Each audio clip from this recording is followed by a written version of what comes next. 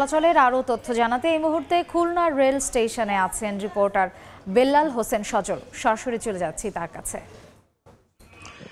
যেহেতু সারা দেশের সাথে আজকে থেকেই খুলনার যে রেল যোগাযোগ সেটি কিন্তু যাত্রীরা যেতে পারছেন, যেহেতু আন্তনগর ট্রেন দীর্ঘ ২৭ দিন পর কিন্তু আজকে থেকেই ছাড়বে, সে কারণে খুলনার যারা ট্রেনের যাত্রী রয়েছেন তাদের মধ্যে কিন্তু আমরা দেখেছি উচ্ছ্বাস এবং স্বস্তির প্রকাশ কিন্তু তারা করছিলেন।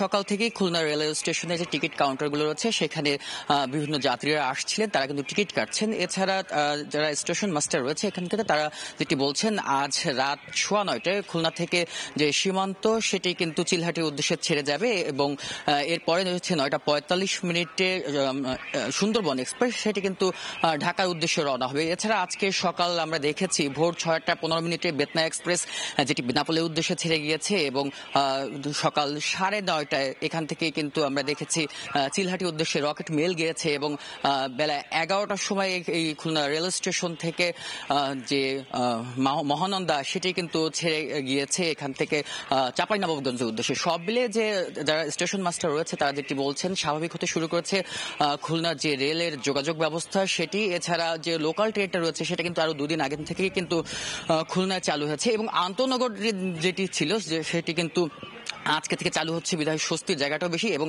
যারা টিকিট প্রত্যাশী রয়েছে যাত্রী রয়েছে তারা যেটি চাচ্ছেন যে যেহেতু দেশে এই স্বাভাবিক পরিস্থিতি আসতে শুরু করছেন, তারা যেটি চাচ্ছেন যে টিকিট সিন্ডিকেট মুক্ত হোক এবং রেল ব্যবস্থাটা সেটার জন্য স্বাভাবিক এবং সুন্দরভাবে হয় সেটি কিন্তু তারা প্রত্যাশা জানিয়েছেন। এই ছিল আমার কাছে খুলনা থেকে রেল যোগাযোগের সর্বশেষ খবর। রেল যোগাযোগের খবর জানতে সরাসরি ছিলাম খুলনা রেল স্টেশনে।